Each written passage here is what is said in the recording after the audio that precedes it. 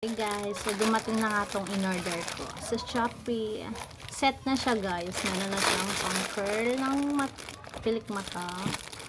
Saka dinagdagan ko na yung order ko. 10M lang yung order ko. Pero mas bet ko lagyan yung gitna ng 12M. 12 at saka 10.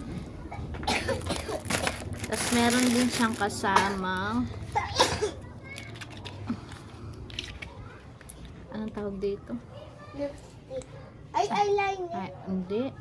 Yung ano, yung Pang ganun siya. May ganun si Chita eh. Tsaka, meron na siyang eye glue, eyelashes glue. Mama, may kasamang ganito. Tumigil!